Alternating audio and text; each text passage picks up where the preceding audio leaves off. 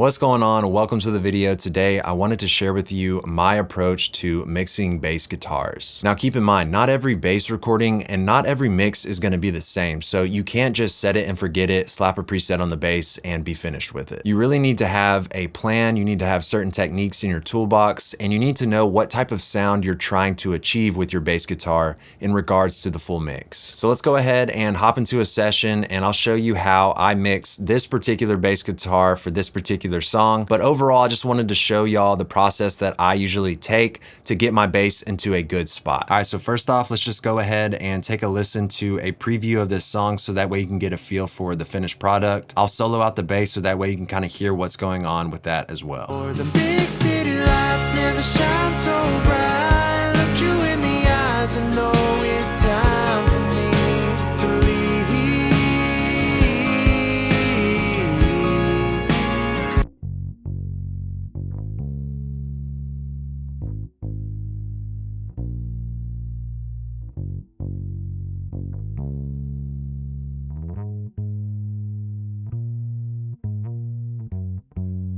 All right, so as you could hear, that bass is just really locked in. It's not going anywhere. It's just a solid brick of audio. And that, for me, is how I want the low end of the bass to feel, right? I want the drums to kind of provide that punch, and then the bass is just there to kind of round things out. So what I'm gonna do is just take all of these plugins off of the bass and then just kind of recreate the plugin chain so that way you can kind of hear what each plugin is doing to the bass. So first off, I just have this Fruity Balance plugin, and I'm strictly just using this for gain staging or volume control of the bass within the mix. So let's go ahead and press play and I'll show you where the bass is hitting at in regards to the level.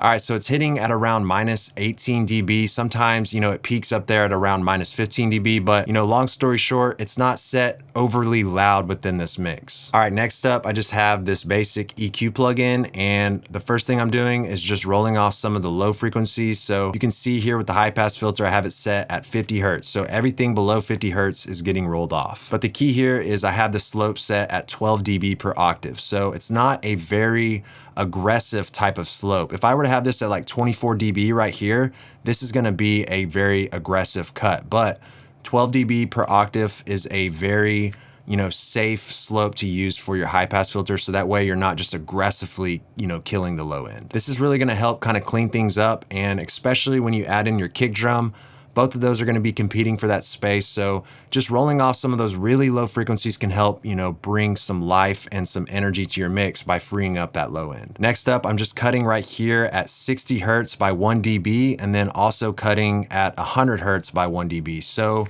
I know we're all taught to basically, boost the low end, make sure the low end's hitting hard, but for this particular bass recording, I just feel like those two areas were just kind of poking out a little, so I just gently tame those. And then up here in the mid-range, you can see at around 1000 Hertz, I'm aggressively boosting by like 6 dB, and then also at 2000 Hertz by 5 dB. So there wasn't a whole lot of mid-range with this bass recording, so aggressively boosting with an EQ can help bring out some of that mid-range and help our ears to kind of hear the bass when it's being played with the entire mix. Next up, I just have this compressor to control some dynamics. You can see right here I have the attack set at 9 milliseconds and the release set at 80 milliseconds.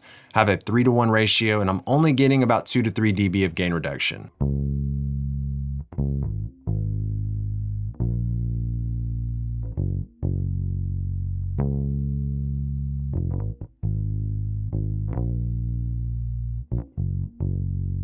Next up, I have the Ozone 9 Exciter plugin. This is basically like a multi-band harmonic generator. And so you can see right here, I have the low band, and this is set all the way up to about 300 Hertz. And I'm using the retro algorithm, and I'm only dialing in a small amount of harmonics here in the low end. The mid-range is set from 300 up to about 6000 Hertz.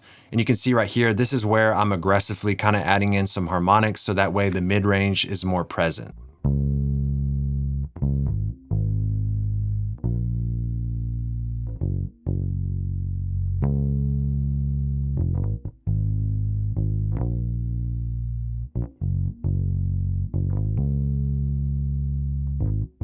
All right, so as you can hear, those harmonics just really lift the bass up. They make it sound more full and they add some heaviness to the bass. Next up, I have the Curves Equator plugin, and the trick with this one is I have a sidechain input coming from the kick drum. So anytime the kick drum hits at the same time as this bass, this is when this plugin is going to activate, and I have it set up to only duck the lower frequencies below 300 hertz. A lot of times when your kick and your bass are hitting at the same time, it just has too much low end energy. So you have to kind of pick one to dominate and the other to kind of sit in the background. So for me, usually I am ducking the bass in a subtle manner. I'm not just completely ducking it like they would in an EDM genre or a hip hop genre. What I like to do is just set this up so that way, you know, just the low end frequencies in the bass are ducking down and they're only doing it very instantaneously. You can see I have the attack and release set at the fastest settings possible. So let's go ahead and take a listen.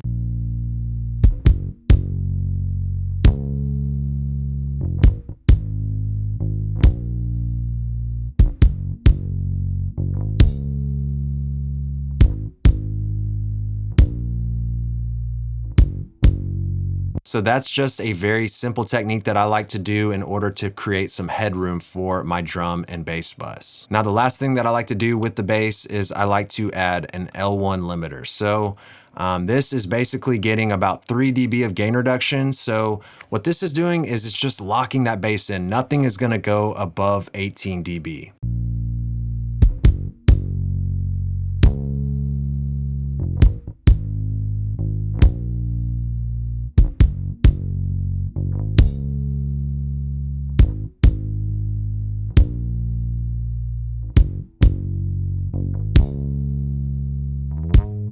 So it's not necessarily adding a ton to the actual sound of the bass, but what it's doing is it's catching those, you know, sudden peaks that can cause issues whenever the bass joins together with the drums. You're gonna start peaking higher, and then that's gonna restrict you from making your mix loud during the mastering stage. All right, so that right there is the plugin chain that I would typically use on a bass guitar. Obviously, there's some other things that you would add or take away depending on the song, but for the most part, this is gonna get my bass headed in the right direction, and it's just some EQ, some compression, a little harmonics, a little sidechain ducking, and then a limiter to lock the bass in. All right, so that's it for today. I hope you enjoyed the content. Please consider subscribing to the YouTube channel if you haven't done so already. Leave me a comment, let me know what you think, and I'll see you in the next video.